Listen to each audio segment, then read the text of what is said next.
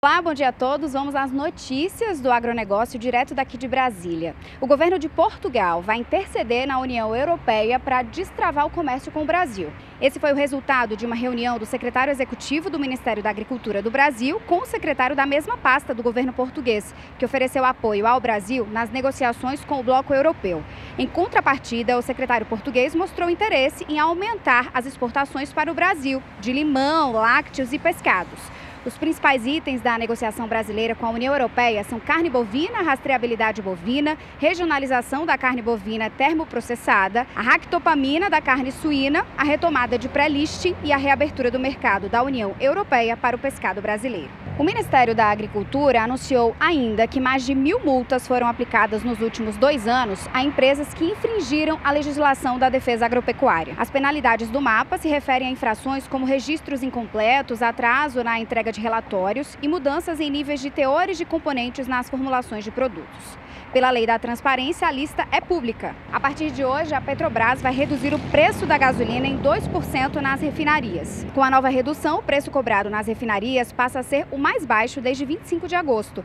Com o reajuste, o valor do combustível cairá para R$ 2,06 por litro. No sábado, o preço da gasolina nas refinarias já tinha sido reduzido em 2% após mais de 8 dias de preços inalterados. Mas o repasse do reajuste para o preço final vai depender dos postos. Essas são as informações desta terça. Catarina Martorelli para o SBA.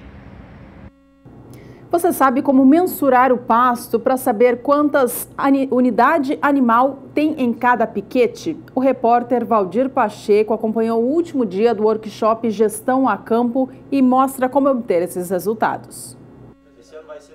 Na busca de oferecer sistematicamente a gestores informações de qualidade para melhorar a tomada de decisão no gerenciamento das pastagens, existe um método que visa ter a propriedade em números, acabando com achismo e manejos inadequados de propriedade. Após 2 dias de aulas teóricas, os participantes vieram a campo, aqui na Fazenda Platina, em Santa Carme, no norte de Mato Grosso, conhecer na prática o método gerente de pasto. Na dinâmica de campo, foi mostrado como mensurar o pasto por metro quadrado para cada unidade animal para determinar a capacidade de suporte. No treinamento a gente recomenda, em termos de matéria verde por metro quadrado, em torno de 500 gramas de capim por metro quadrado para cada unidade animal que eu tenho no meu pasto. Então aqui ele está verificando em loco o que é essas 500 gramas, né? Aproveitando também o aspecto qualitativo do pasto, que é o pasto estar dentro do ponto de pastejo ou fora do ponto de pastejo, como é um pasto passado ou um pasto batido, né?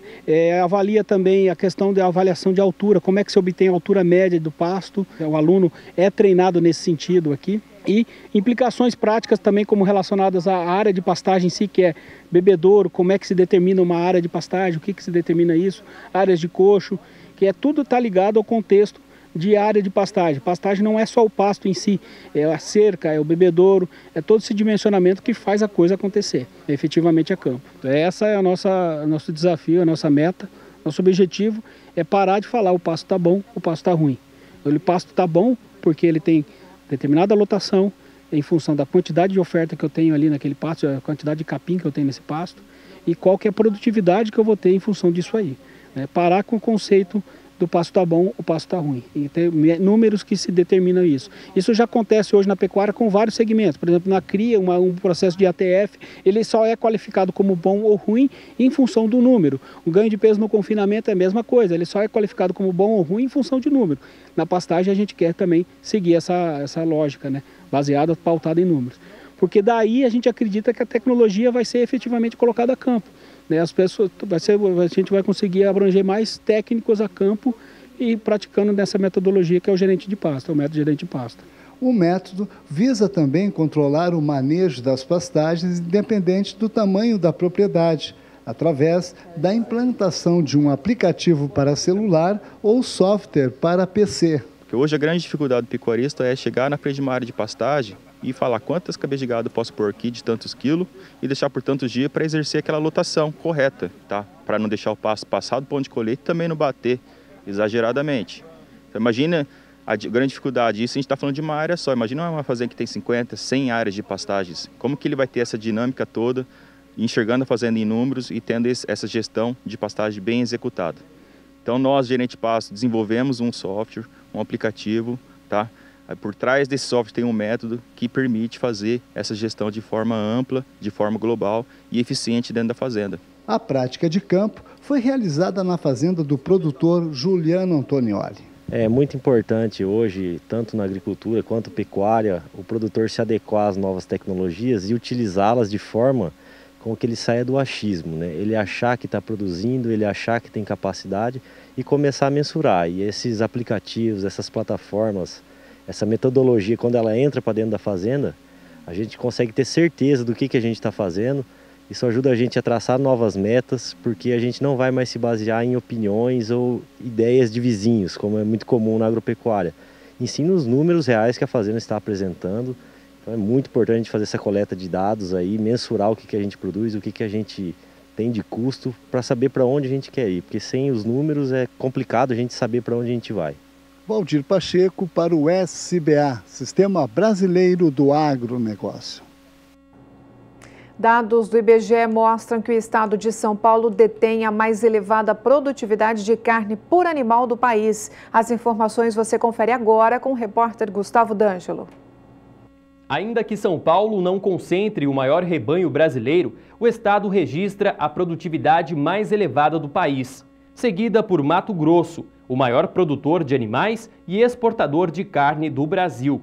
Segundo dados do IBGE, no segundo trimestre deste ano, a produtividade paulista atingiu 260,57 kg de carne por animal em média, considerando os abates de boi, vaca, novilho e novilha, 1,13% superior à registrada no primeiro trimestre de 2018 e 5,94% maior que a média Brasil, de 245,68 kg animal no segundo trimestre deste ano. Já em Mato Grosso, a produção de carne por animal entre abril e junho foi de 259,40 kg, 0,84% acima da observada no trimestre anterior e 5,58% superior à média brasileira. Voltamos aos estúdios em Campo Grande. Produtores de milho do Rio Grande do Sul vão aumentar a aposta na cultura nesta safra. A previsão é de que a área cresça 5,5% em relação ao ciclo passado. O uso da irrigação deve garantir lucro aos produtores. 738 mil hectares. Essa é a área plantada com milho no Rio Grande do Sul nessa safra. As lavouras estão em pleno desenvolvimento, como essa aqui em Cruz Alta, na região noroeste do estado. A cultura exige grande umidade do solo. Por isso, se o clima for mais seco, eles, os pivôs, devem entrar em cena. A área irrigada, principalmente na nossa região aqui, no nosso município Cruz Alta, ela é destinada quase que exclusivamente para plantio de milho, então isso também está fazendo com que as médias produtivas de milho, principalmente aqui da nossa região, elas sejam maiores, né? E também há um crescimento muito grande na área irrigada em todo o estado do Rio Grande do Sul. E isso está fazendo com que as produtividades médias das lavouras de milho venham subindo, né? Nós tínhamos no passado uma produtividade média aí para o estado do Rio Grande do Sul que girava em torno de 50, 60 sacas de milho por hectare. Hoje nós já temos uma produtividade média acima de 120 sacas de milho por hectare, né? Isso eu falo em média, né? Na área irrigada nós temos aí médias de mais de 180 sacas de milho por hectare.